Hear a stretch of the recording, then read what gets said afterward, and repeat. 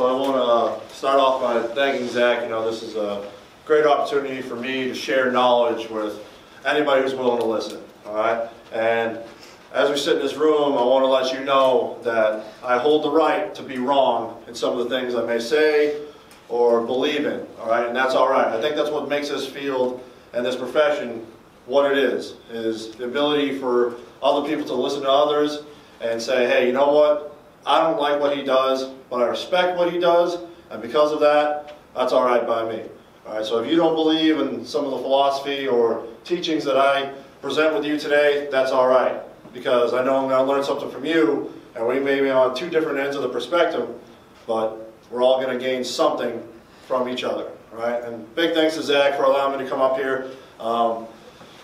First time in the Upper Peninsula, first time here in Northern Michigan, and I'm excited to present to you guys what we got going on with our conventional deadlift technique and progression variations. All right, I've been in Wayne State for over a year, coming up on a year and a half now. All right, I'm in charge of 6 teams, and I assist with football. My 2 main teams are baseball and track, and then I also work with women's tennis, men's and women's golf, cross country, and like I said, I assist with football as well. So, a little bit about myself. All right, we're talking about the conventional deadlift today. All right, so this is a background about me. That's my terrible attempt at poor humor. So if you don't like it, I apologize. All right, if I come off a little monotone and a little straightforward, again, I'm from Massachusetts originally, so you got to understand that. So in Bill we trust. Okay, greatest coach of all time. All right, blue collar, hard working. That's the type of mentality that I grew up with, and that's the type of mentality that I try to bring into my coaching philosophy and style as well. All right, I've been lifting since the age of 13. All right, I know that's typically when a lot of people around the start, they start hitting some bicep curls with some dumbbells that they got laying around the house, or they go to the gym, they just start pumping out some chest and ab exercises. That was me. All right, but I got serious and started deadlifting and squatting properly around the age of 15. All right, so, I could say, yeah, I've been doing this a long time, but we all know that as a youth, growing up, going into high school, middle school, you're always checking the size of your arms, or, no one understands the importance of hip-dominant exercises or leg-dominant exercises until you really get into, taking a sport seriously. Then you're like, okay, well, yeah, my arms are big, but I can't move well because I've neglected my mobility and my ability to bend and my hamstrings and my posterior chain and things like that. All right, that's something that we're going to be touching on the whole way. And I've been a competitive powerlifter before I was a coach. I looked at myself for a long period of time as a football player who was a powerlifter. And then when I got into this profession, I was like, I'm a powerlifter who's also a coach. And throughout the course of the years and the places I've been, things I've done, the people I've come across, I'm like, this is my passion. Like, I love coaching. It just so happens to be that I'm really good at lifting things as well. All right. Since I started competing, I've won 5 national championships, 3 different weight classes. Why do I tell you that? I don't tell you that to toot my own horn. I tell you that because you got to understand that I have a passion for this. All right. I think all of us can sit here, and some of us may be 1 foot in, 1 foot out, but at the end of it, if you don't have a passion for coaching, then you're really doing a due diligence to the athletes in which you're trying to coach. All right? So why am I big on the deadlifts? Because I have a huge passion for it. You can sit here and say, I'll never deadlift my guys. I see the risk reward too high, blah, blah, blah, all that stuff. But if you have a passion for something, no matter what, don't ever let somebody stop you from pursuing your passion and putting it onto others or trying to influence others as well. So I think that's a huge part of what we do. I started off, I graduated high school. I tell you, man, it was every day, 5 days a week when I was in high school. I was smashing weight. I was bodybuilding splits, everything like that. And you couldn't tell me that I needed to focus on school. I was like, I'm a lifter who goes to school and I play ball. I was one of those kids like, hey, what are you gonna do when you get to college? Play football. It don't matter. Everything else is gonna fall into play. And slowly realized that grades sort of mattered. So I went to a junior college. All right, so I went to a small junior college in Massachusetts. From there, like I said, I was good at powerlifting. So I got sponsored by a sports supplement company, Premier Sports. Some of you guys may know them, Concrete, Creatine, things like that. This was right when they were starting off, back in like 07, 08. And I was like, hey, let's hop on board. I'm 17, 18 at the time. I'm like, hell yeah. You know, sponsored athlete, like great. Well, they flew me to an AFCA, NSCA convention, back-to-back 4-day event on a weekend.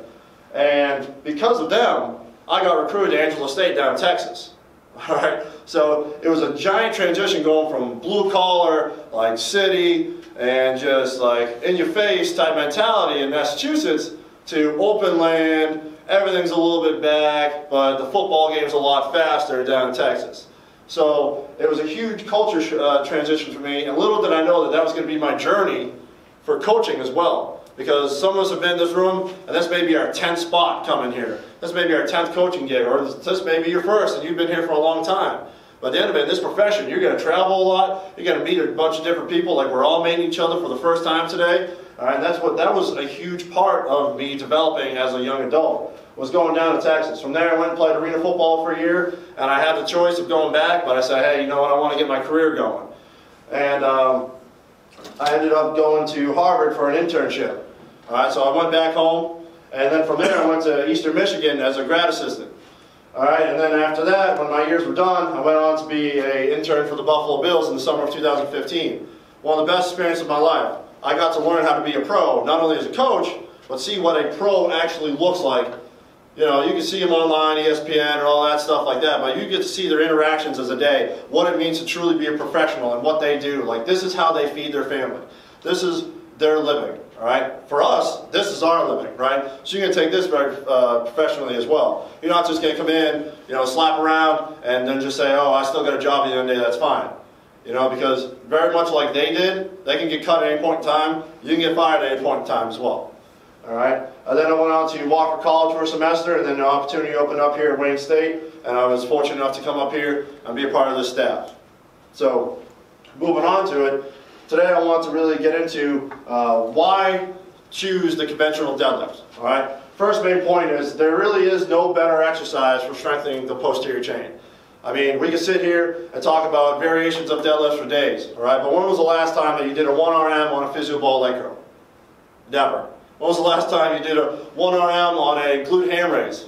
Never, right? These are all great volume building exercises and things that you can progress into, all right? But at the end of the day, you know, there's no elongated hamstring exercise like the conventional deadlift, all right? And if you think about it, anything that you do in sports, typically your feet are underneath your hips or close to outside, just outside near your shoulder range, right?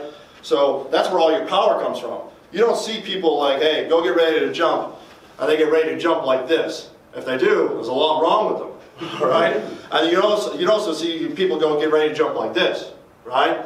If you ever teach an Olympic lift, you say, hey, get like how you're about to jump, all right? And people, you know, 9 out of 10 times will go somewhere like this, right? That brings me to the next point. If you want to teach the clean from the floor, but not the deadlift, then what are we talking about here? You're going to sit here and say that, oh, the deadlift it's too hard. It gives you the ability to get injured higher. And it's like, okay, but the clean from the floor is one of the most complex, if not the most complex exercise you could possibly teach a young adult that takes years of mastering. And you won't do the very first thing that they have to do when they clean from the floor? You won't teach that?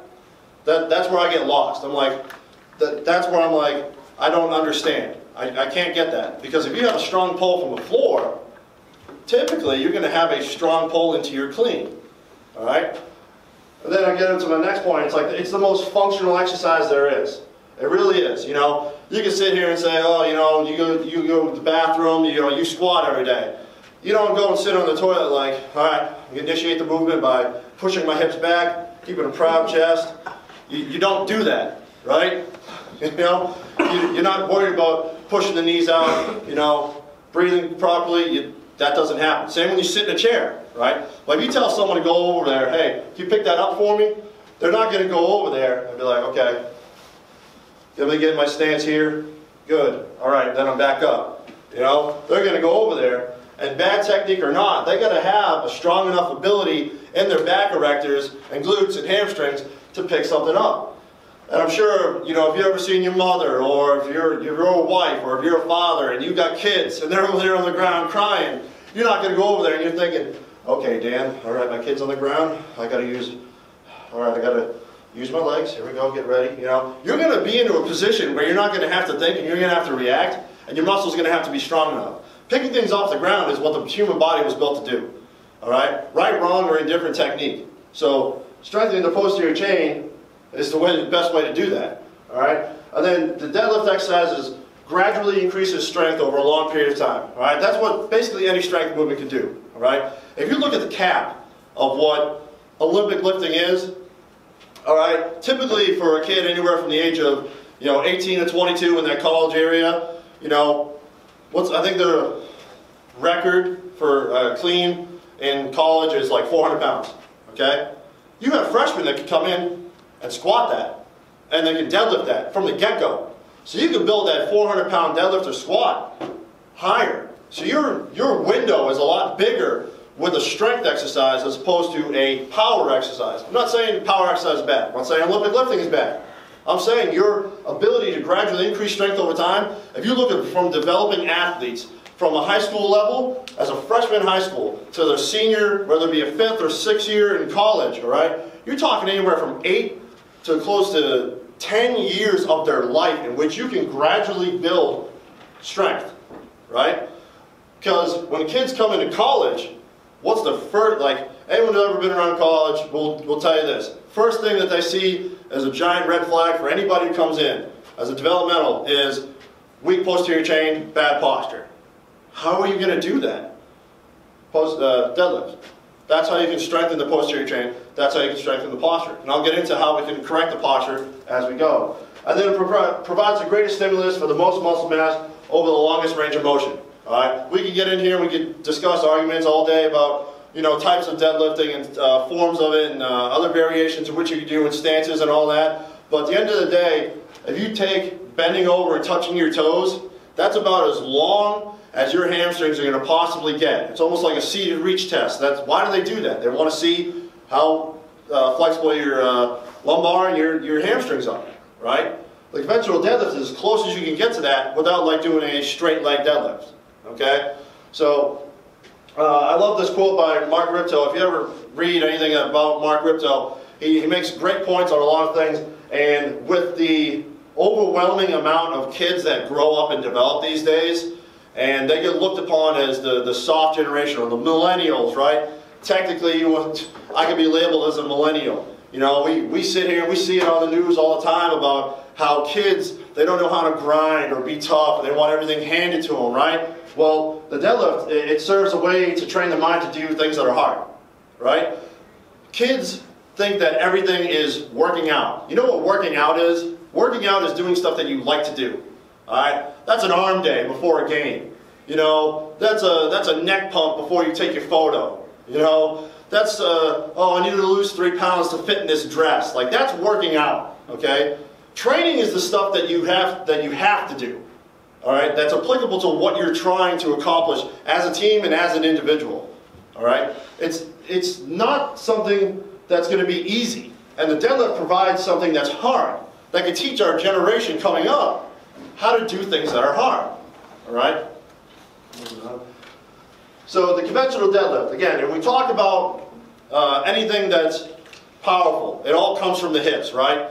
Well, I already discussed jumping and just touched on, too wide, not much power, you're in close, you got your ability to be balanced is different. So you always start with your feet underneath your hips or wider, no wider than shoulder width. And why do I say that? It's because, I've trained baseball players that are 6'6", 6'7". I've seen basketball players who can't bend worth a damn, all right? So they're allowed to get a little bit wider just because the way their torso is built, and the way their frame is, all right? But a good starting point is anywhere from underneath your hips, because that's where all your power is, all right? And then toes are straight ahead. All right, we can sit here and again discuss, opening in, or maybe slightly into interior or exterior, tilted with the toes, but we're teaching athletes. We're not teaching elite powerlifters. We're not teaching dudes who are going to be doing this for a while. We're talking about long-term strength gains, all right? And toes are always straight ahead. Now, the wider you get, the more open your toes can be a little bit. So if you've got a tall athlete and he needs to get a little bit outside his shoulders to start, and he needs to point his toes out a little bit, okay. But there are other things that you need to look at, all right? The bar is over the tongue of the shoe, but no further than the midpoint of the foot. And I say that because you want the bar to be touching your shin when you initiate the pull from the floor. All right, if you try to keep the bar as close to your body as possible into a straight, almost inward towards your hip type line. If the first thing that the bar does when it comes off the ground is go out and then back in, all right, chances are their legs are getting straight too fast, or they have terrible posture and they're just jerking the bar off of the ground. All right, so you want that bar as close to the body as possible. I say over the tongue or midline of the foot, because when you bend down and get the bar eventually, your knees are going to be slightly in a positive manner. All right, we'll touch on that in a little bit. Your arms are locked, the bar's touching the shins, hips at 90 to 120 degrees. I give that range because I got some track girls, and I thought it needs to be like, hey, this angle is it. You know, I learned very early on that, you know, some people are a little bit more flexible than I am. So I got track girls who can bend for days, and their hamstrings and quads can get parallel to the ground, and their shins can still be close to vertical, slightly positive, and as soon as they lift, like, it's not like their butt's coming up first, everything is synchronized. So I'm like, okay, well, learn something new, John. Everyone bends differently, all right? But that is typically the range in which you want to look for, all right? The shoulders are in front of the bar, nipple line is over the bar, elbows are rotated in, all right? So if you take your shoulders, you put them out in front of the bar, all right? You're like, oh, I'm going to be too far out. No, but your nipple line, or where your scaps are, as long as they're directly over the bar, that's where your center of mass is going to be throughout the range of motion in which you lift. And your elbows rotated in. Why do I say that? We talked about posture early on, all right, when it comes to developing young athletes. They grip the bar, and by the way, I'm a big believer in the over-under grip, okay? People can sit here and argue all day, longevity, oh, it gives you imbalances in your body. I've been deadlifting since I was 15 years old. I don't got any imbalances. I don't walk around like this, you know? My one trap isn't like huge. I don't look like Igor. I'm not like, yeah, 700-pound deadlift. This is why I do it. You know, I don't walk around like that. You couldn't tell the difference, okay? And especially for athletes, you know, within that 4-year period of time, they're not going to be deadlifting like 2 or 3 times a week, sometimes maybe how we might if we were training on our own. They'll be, because they got summer breaks in between. They got winter breaks in between. And not to mention the other abilities to play their sports each time. And if you are a believer, hey, more power to you. Just flip the grip. Go alternating each one. And why I'm not a big believer in double overhand is because we're not working grip.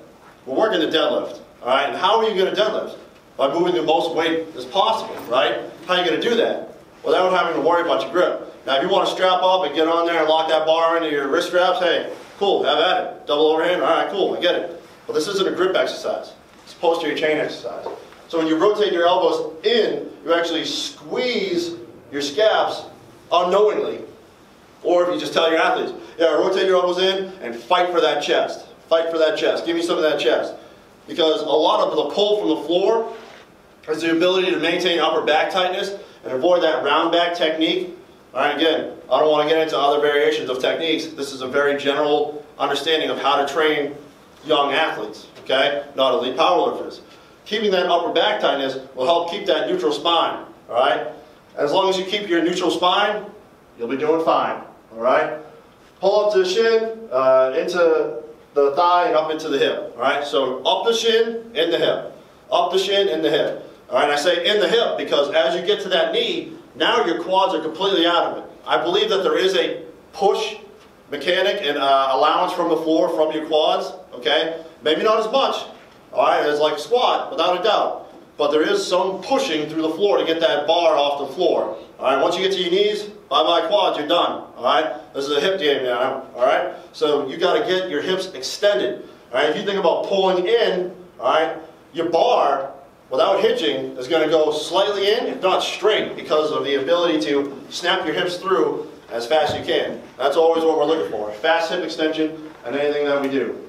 So then moving on, all right, we get into our stage 1 assessment, all right? If you go up to any kid, ever, and say, hey, touch your toes, that's what they're going to look like, without a doubt. If you go up to 10 kids and say, hey, touch your toes, 11 of them are going to bend over with a round back and touch it like that, okay?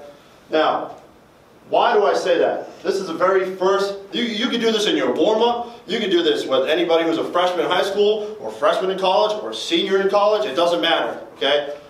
the one big advice I'll give to any high school coach is, if you can sit here and do PVC progression for Olympics all day and teach them how to squat properly and all that, but if you don't teach them how to reach the hips back and hip hinge, then we're behind when they get to the college level. We are. All right, and this is how you can assess it and teach it. All right, because you'll always see a kid round his back and just touch his toes, because his goal is the toes. All right. All right. Now, if you say, hey, standing toe reach. All right. When you hear the word reach, I think of it like a stretch. Okay, like I'm reaching for something. Like it's not really in my grasp. I'm trying to get it as far as I can. All right. If you go up there and say to a kid, hey, poke your hips back, all he's going to do is that. He's not going to really understand the reaching part of it. If you say reach your hips back and glide your fingertips down your shins and try and touch your toes, there are more times out of none you're going to do that if properly demonstrated. Okay? So there's a huge difference between, hey, touch your toes and, hey, reach for your toes. Okay? Because now the hips are going to go back naturally. The shin's going to be at a more positive angle. Yeah, like I said, besides a straight leg deadlift, this is about as close as you're going to get to getting the most length out of your hamstring for an exercise. Okay? So then we got on to keeping on with stage 1 here. Going on to stage 2. How are we going to do the top down is what I like to call it. Did we skip one by any chance? There we go. Yeah. So sticking with stage 1 here. How can you progress a toe reach to something that's more susceptible with resistance? Throw a band on it. And I threw this, we all know what the band work is. All right, so I got this mini band here, and you could do it a bunch of different ways. You can have their toes together, or get into their stance, all right? And you can have them go to the side or hold the band out in front. But what you're looking for is, again, round back with the band, flat back with the band here, all right? You say, just try and stand up with the band without reaching. Kids are going to be more susceptible to rounding their back. And now if you say, hey, reach to get that band, and then stand up and keep that hand as close to the shin as you possibly can, now they're going to be more susceptible to doing it. Again, this is something that you can do in a warm-up, all right, to assess, or when kids get in there, first day or first week, like, hey, what do we look like? How do we bend? What can we do? All right, this is a very easy, simple progression that we can get into. So then moving on, stage 2, all right, now we're going to work from the top down, all right? I do believe in ground-up variations, all right? But when it comes to the deadlift, that's all it is. It's a ground-up variation. So I like to hit it the opposite way and start top-down. Because I feel that pulling from the floor for a young generational kid is going to be harder than understanding from the top down. All right, so how do we do that? We can do that through the RDL, all right? We all know what an RDL is, all right? But things you want to look for is you want to reach the hips back. Again, reach. It has that ability to understand that kids are stretching. And then we get into the down to the thigh, past the knee. I like to go just past the knee for RDL. I don't like to go down to the shins. And I'll get into that why in a little bit later. All right? Everything we do, like if you look at your shin to your hip, what's in the middle? The knee. Okay, that's a point of medial understanding for any athlete that you're going to coach and teach. Okay? So down the thigh, just past the knee. And then up into the hip. Again, up into extension. All right? When you get to the top, we're keeping your knees as flexed as possible. You notice my demo man here, Cody, all right, his chest is upright and his shoulders are behind the bar. When he initiates the movement by reaching his hips back, now his shoulders are just over the bar and his nipple line's over the bar as well, and his shoulders are starting to get out in front. By the time he gets to that knee, if we're pulling from the floor, that's the point at which the quads are done. All right, you can see that his shoulders are fully in front of the bar and his scapulars are directly over the bar as well. Okay, so then moving on to the stage, next stage, which is stage 2 of the top-down deadlift. Okay, so think of it as an RDL all the way to the floor. So I call it a top-down deadlift. All right. Again, I just want to touch on something. This is something that I do with every team. All right. It may take a week or a day to understand, or it may take a month. All right. At some point, because you have to understand that not every kid is a Division I prospect. Not every kid is a powerlifter coming out of high school. Not every kid knows what you're talking about. I have women's tennis girls who are international who've never seen a weight in their life. How can I get them to bend? All right, yeah, hey, you're great at tennis, but I want you to be better, you know? So this is something I do with every team. This isn't football, this isn't baseball, every team. Women's golf, men's golf, don't matter. All right, so I just want to throw that out there and make sure we understand that. So again, it's the same thing, starting from the top down, only this time, once you get past the knee, now it's down the shin. Okay, so down the thigh, into the shin. I say into because you want to keep that bar as close as possible, right? You want to keep that bar almost into a straight, up into the hip line, but now you're going down, so you want to go down and straight into it as well. And then you go back up the shin into the hip, okay? So this helps the ability to make sure that they understand what reaching is and the ability to bend all the way to the floor. Again, using an over-under grip, making sure that once they get to the floor, you can see that the shoulders are directly out in front of the bar, and the nipple line and scapulars are right over the bar, okay? Shoulders are pulled back, neutral spine, feeling fine, all right? And then the next one is the pull below the knee, all right? This is stage 3. So now we're going from the bottom up, all right? So once you start assessing how they move from the top down, now you can transition to, okay, let's see how you actually do pull from the floor. Got a good picture here. As a coach, you walk up to an athlete, you should be able to see that the bar is over their tongue in their shoe, or close to it, all right? And then now, remember that standing toe reach that we talked about? It's exactly what the second picture is here, all right? Only the bar's out in front instead of the bands being to the side. So he does a standing toe reach. He ain't bringing his hips down yet, okay? That's crucial. I always tell my athletes, get up to the bar, your feet are first. If you get up to the bar and you're doing feet and hands at the same time, I'll walk over and say, hey, reset, reset. Everything has a point at which you got to start. Like if you get into football, you don't get up to the ball and then just get ready, and then you get your 3 points when the whistle blows. You get up and you get ready, and then you go, okay? So here, you get up to the bar, you get ready, and then you lift, then you execute. So he goes down, he reaches, grabs the bar, gets into his grip. Now he's going to drop his hips and rotate his elbows at the same time, fighting for that chest, all right? Once he fights for that chest, his knees are in a slightly positive manner, all right? I'm not going to sit here and argue about vertical shin placement all day, all right? The knees are going to be in a slightly positive manner as long as the bar's touching the shins, all right? Neutral spine, shoulders are out in front, nipple line is over the bar, all right? And this is the pull below the knee. So now I'm going to say pull, but once you get to that bottom part of your patella, right where you did that RDL, all right? Now you're going to hold it. 2 second. 2 second pause, 5 second pause, doesn't matter. It ain't an up and down movement. And why do I teach a bracing exercise for this? Because it's huge. All the time you'll see kids, what they'll do is they'll just immediately lift their hips up right away, and then there you go. Breath is done, you're out the gate, and the back is rounded, and you've done more damage already than you've done good. So by holding it there, it teaches them to brace the lower back and breathe through 360 degrees of pressure, right? So then they hold it, and then back down.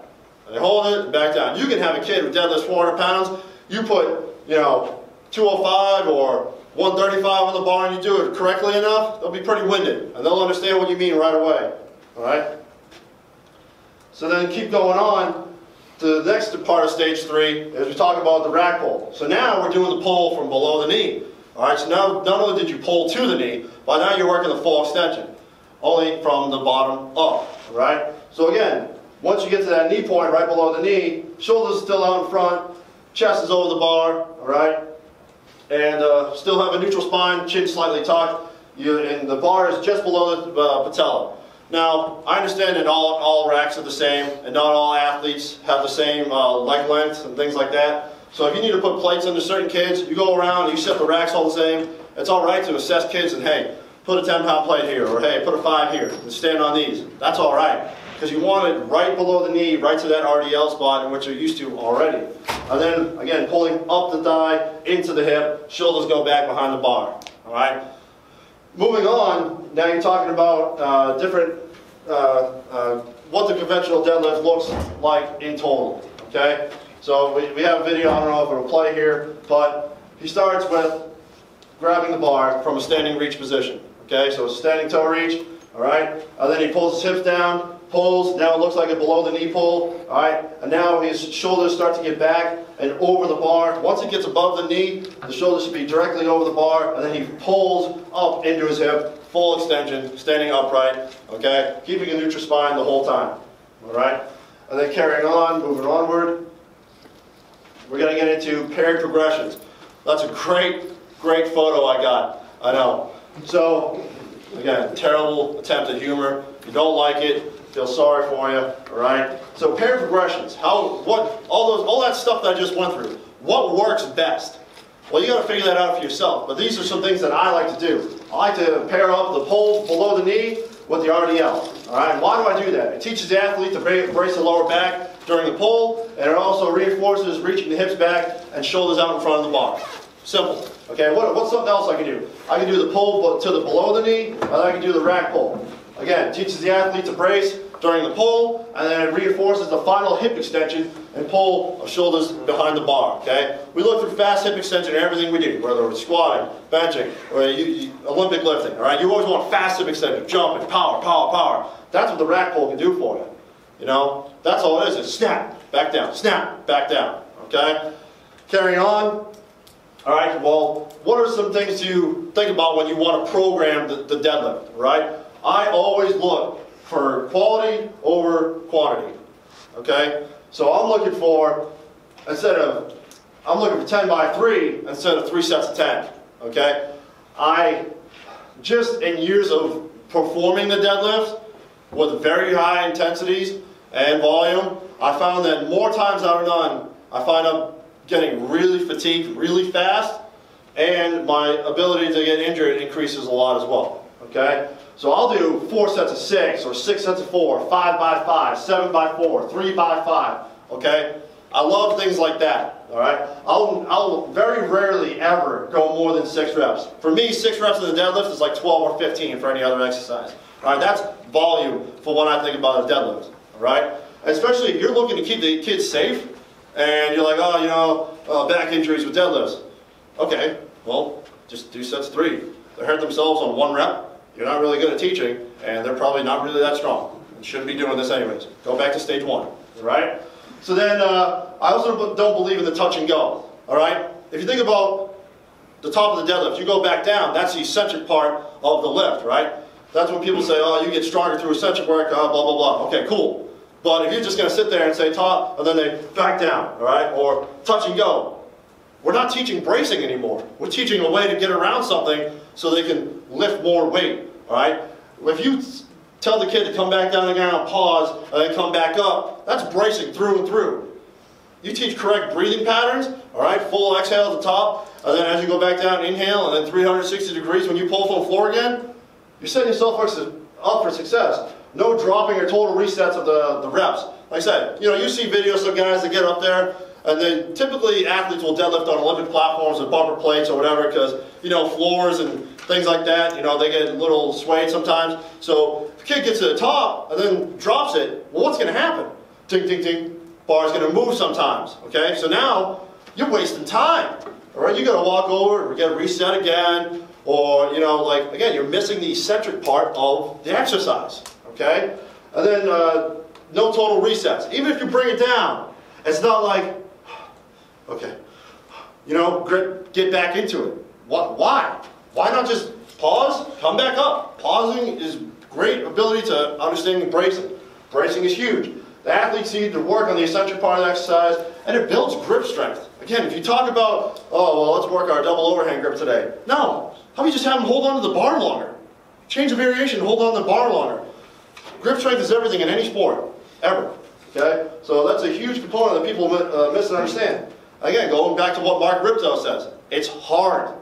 Kids, you gotta teach them how to do hard things, like getting up early and folding laundry, like those things that are really hard in life.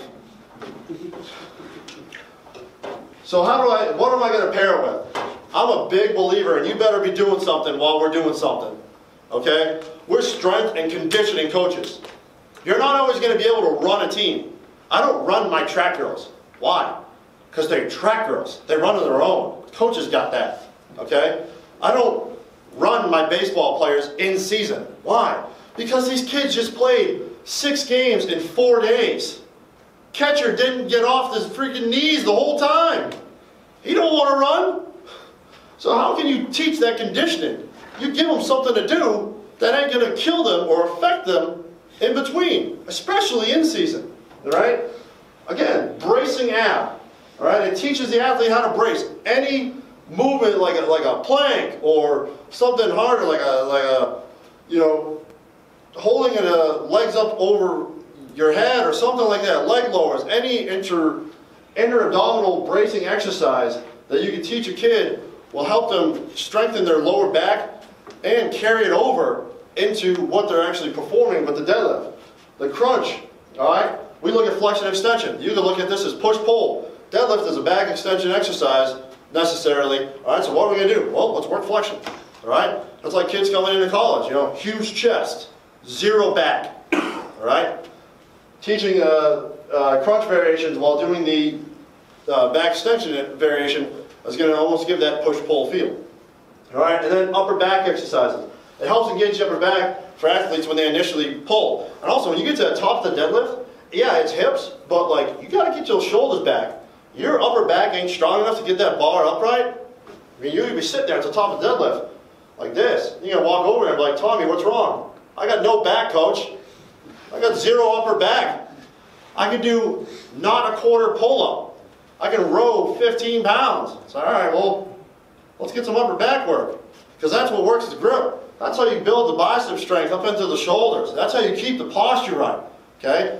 Get the upper back work. I love volume for upper back. Okay? I'm going to get into that real quick here for a second. So then moving on, like, what am I going to do during the off season? I'm a huge believer in warming up. Especially if we're talking about a deadlift. The lift in which everybody's afraid of back injuries. Okay? Warm them up. Don't just say, hey, 75%, 3 sets of 5, let's go. Warm up to it. Give them something to do. Give them the ability to warm up to that 75%. Like, hey, your 75% is 300 today. Okay, cool. So we're going to work with, 30, 50, 60% of that 300. Not of your 1 rep max, because you're not hitting that today. You're hitting 300. 30, 50, 70% or 85% of that 300. Okay? There you go. 3 to 5 warm-up sets for our off-season, and 5 reps or less per set. Again, getting into volume. Don't want to fatigue the body. I like to go like 5-3-1, 5-4-2, things like that. 5-5-5 if I'm in a good volume phase. So by the end of it, if we do 5-5-5 and then 3 sets of 5, we just did 6 sets of 5, bam. That's volume, warming up or not. All right? And then lots of sets of 5s and lots of sets of 6s because I believe in building good volume and back strength for our off-season. All right? Hammer the basics. I do lots of horizontal and vertical pulls, volume above 50 per workout. Okay? I'm sitting there, we'll do the hell out of some banded pull downs just fast. Just get that upper back activated. We'll hammer some rows. Anything you need to do. Volume. High volume for upper back. Why? Because posterior chain is the weakest when you come into college. Kids don't work the back. It don't look cool. Alright? Lots of glutes and activation work. Alright? Again, going into the warm-up. If you do stage 1 and some stage 2 variations to warm up, man, I got kids walking in sometimes and we do some mini band work. They're like, Coach, my butt is on fire. I was like, hell yeah, you're going to have a good pull day today. You're going to get some weight going. Alright? Because kids, they don't know that the glutes are the center of everything. Okay? They don't understand that. Okay? I always tell my track girls, I said, a strong ass will make you run fast, a powerful rump will make you jump. And they're like, all right, I can take that. I don't want to get a shirt made like that. Strong ass will make me run fast, powerful rump will make me jump. All right, coach. Because, girls come in there, and female athletes sometimes, I can't believe it. I had the very first day at Wayne State working with track girls. I got a girl come up to me, dead serious. Hey, coach, my name's so-and-so. I want to close my thigh gap. And I want to get a big butt. I was like, all right, well, go Lifetime Fitness, sign up for a trainer, hit it up, go. I mean, here, I'm going to make your butt, if it gets bigger, cool. I care about how you squat deep, what you pull, and if you run fast down the track. That's all I care about. I ain't here to make you look good. But if you sell it, like, strong ass, make you run fast, powerful, like, they'll buy into that. Same with guys. It's just like, you go up to a guy like a baseball player, like, man, if only your butt was a little bit bigger, or your hamstrings a little bit more powerful, maybe you'll hit some more dingers out of the diamond. They're like, oh, I like home runs. In season, I like to take a little bit longer for our warm-up sets. right? 5 reps or less per set just because of the amount of warm-ups that we're going to take. Sometimes you only get kids for once a week in season. Right now I got my baseball guys, sometimes they can only get in once a week. So what am I going to do? I'm going to do the most effective and efficient workout that we could possibly get. Alright? Again, no higher than 5 reps. If I go to 5 reps, it's usually on a deload week or a base loading week in which we're going to be like, hey, this is something a little bit new, alright, but we're just going to load this week. Alright? So we'll do sets of 5 then. Multiple sets instead of multiple reps. Again, I like to keep all my deadlifting between the 3 and 4 rep range in season, multiple sets. Right? Accommodating resistance. I'm huge for this. Okay? It gives the kids the ability to feel like they're still lifting something. You know? Like, hey, let's throw 100% on our deadlift with, 1.5 inch thick gray bands pulling the weight up. They get on there, they got like 350 on it. Pull it like air because the bands are helping them. But when it gets to the top, thing's still heavy. Okay? But then when they lower it, it's a little different. Same with squatting, but again, I ain't here talking about squatting. Bands help them with that, all right? It allows the athlete to feel like the heavy load is at the top, okay? And you can also do this with rack pulls, all right? Rack pulls are a great way to train overload in season or progressive overload in season because it's a half range of motion exercise, they can typically do higher weights, so your training max can go higher, especially if you're dealing with red shirts or kids who don't play in the sport. Like, hey, you're a little bit bummed you don't play, let's smash some weight. If these kids, they don't play, they don't do something, they're walking around like their dog died every day. They're like, hey, Bill, cool, you don't play, fine. Let's go rack pull some damn weight. Let's go 500 on that. Let's see what we can rip. He's like, hell yeah, I play anyways, hell yeah, coach. Make them feel like they got something to work for. That's what we miss sometimes. As kids who walk around like their dogs died, you could be a great energizer for them and make them feel like they're worth a damn. And that's a way to do it in season. Again, still hammer the basics. Rows, pulls, hammer the up and back. Right? Moving on to it, just some closing thoughts for what I'm really about. I do feel that the only true way to gain is through the posterior chain. Okay? So I am a big believer with that. Any of you guys who follow me on Instagram, at No Nonsense Training, Norcott's No Nonsense Training on Facebook, YouTube. I did this whole series in March called March Mobility. Okay, I gave you one exercise to do every day throughout a whole month of March. All right, so 31 total mobility exercises you guys can follow or try out for yourself. Again, you can email me anytime, any questions that you may have to follow up with that you don't ask right now or afterwards. But hey, man, so and so, I see this going here. What's your thoughts? I'll get back to you. I'm not the guy who will put your email off for a month and then you forget that I exist, and then like, hey, so this is the answer to your question, what you're searching. I'm going to probably get back to you within a day or two, without a doubt. Probably within 5 minutes I'm right on my computer. So don't feel that like I'm one of those strength coaches who thinks he's above everybody, because I don't. I just want to reiterate something I talked about at the beginning, is like, I hope that you gain something out of this. If you don't believe in my progressions, variations, and thoughts, hey, have at it. But if you took one thing out of it, then I succeeded today. So I really appreciate you guys taking your time to listen to what I had to say, the variations of which I presented to you. I hope you can apply them and implement them into your programs for your athletes to see greater gains for your kids, because ultimately that's all we're trying to do, is keep our kids healthy and gain all day. Right? So thanks God for Zach for allowing me to have this. If you guys have any questions, am I open to questions right now? Absolutely. All right. If you guys got any questions, feel free to ask. I was going to, do you ever incorporate chains, and if so, why or why not? So here's how I feel about chains. They're hard for athletes to understand when it comes to setting up. And when you lift the chain up, you may have it out of the way of the weights, okay? But when the chain comes back down, like it's going to lay anywhere. So it may get under the weight. And I just haven't found the right space on the bar for that to happen with a chain load that I feel susceptible with. Can I throw one chain on each side of the bar and have it be in there? Yeah, cool, but like, what's that really doing? Squats it's a little bit different, but like from the floor, one chain on each end, it's not really going to make too much of a difference. So one way I do that, I do increase the pull from the floor, is I'll just make them do bracing, like the initial pull from the floor to the top of the knee, because that's a lot harder. But again, in season, the accommodating resistance of helping them get it up there is definitely huge.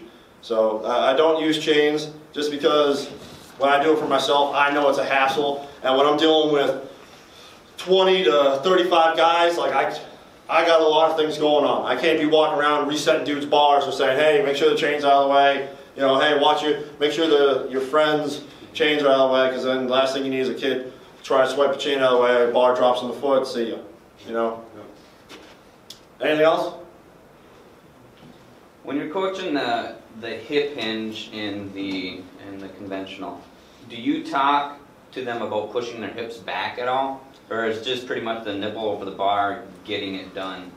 Again, I tell them to reach, okay, because the kids, they understand the ability to, you know, if I tell them, okay, poke the hip back, they're just going to, or bend your hips back, they're going to get to a straight line position with their legs. All right, if I say to reach, okay, now they're going to go a little slower to start, especially if you're demoing it right in front of them. If you say reach, okay, and you start to show the stretch part of it, all right, that's where it differentiates for the sumo, for the conventional deadlift, okay? I think demoing it and understanding it yourself is huge. If you can't demo the exercise in which you're about to teach and show it to them, you shouldn't be doing it, type deal. So, I do just re-emphasize reach, reach, reach. And as far as the chest over the bar, shoulders in front of the bar, nipple line above the bar, that's something you just got to look for as a coach on the side. Okay, so if they're too high and their chest is a little bit too far and their legs are too straight, say, hey, drop your hips. Even if their back is neutral, you're like, hey, drop your hips a little bit. And that's why I said the knee is slightly positive will help them get into that position. And then you'll also see some girls sometimes where I come across, their shins are vertical and their chest is back behind the bar, almost like a clean pull, like straight Olympic style, which is, okay, cool, you can bend like that, but let's just get your hips a little higher, you know. Oh, they're almost like a deep squat, which is weird because I can't ever get to that position from the bar in front of me. So, anything else? Well, again. I got one. Accessories, what type of accessories do you believe in? And then also, is there a verbal cue for when kids are squatting, they have them spread the floor when their knees are ducking, and a lot of the younger girls and younger kids, their knees toe in, and I've noticed on deadlift some too. Do you give them the same cue, or is there something that you can do to...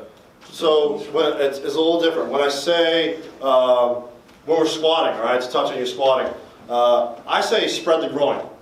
Because you can still have kids try to push the knees out, all right, and they may try to focus on the pressure of the feet into the knees, all right, but if you squat correctly, it's a hip exercise. So it all comes from the hips. If you get into that position, they're squatting, you say, hey, spread your groin on the way down, spread it on the way up, okay? If you spread your groin, your knees are going up, okay? And then they're trying to focus on their hip groin area as opposed to knee to shin foot area, okay? So I like to say spread the groin on the way down. Now when it comes to deadlifting, their knees are a little closer because, again, you're in this position here, all right? So I just say spread the knees. I say push your knees out. Try and hit your forearms, all right? Because there are some freshman track girls in which I come across, you know, they'll lift. As soon as they pull, like, that'll happen, and then they'll get back into it. I said, hey, push your knees out as soon as you start, or spread the knees, all right? So then they'll start here, and they're almost pushing their arms and their grip out a little differently, but then, like, it's there. That's all it is. So I do say to push the knees out when we deadlift and spread the groin when we squat, all right? Accessory work, any row or pull variation, right? I do like the Supermans. They're simple, really simple, and it teaches them to arch the back. People sit here and like, oh, arching the back is terrible. No, it's not. If you bench press correctly, your back should be arched. You know, so what's the matter with that? Again, if you're talking about crunching, now we're in flexion, right? Why the hell not work extension? You know, so I like to work on the bracing part of holding a Superman for 2 to 5 seconds, things like that. And I always believe that like going overhead for a Superman was good. You get the hands above the head, that forces them to squeeze the upper back as well. Man, that's something you want to look for in a deadlift. Squeeze the upper back, rotate the elbows in. All right? And again, I just want to touch on when we talk about rotating the elbows in, I'm not saying that like you have a grip like this, that's like, it's like that now. You got to almost turn your hand in. But it just, a little bit of squeeze, fight for that chest. Give me the chest, give me the chest, give me the chest. They'll be more susceptible to that. So, but yeah, a lot of rows, a lot of pulls, things like that. Because again, you'll see a lot of kids walk around like this. So just all day, all day. Chin tucked, pull back, pull back, pull back. Anyone else? Well, I appreciate you guys taking your time. Love the questions. Thank you, Zach. And Good luck the rest of the day.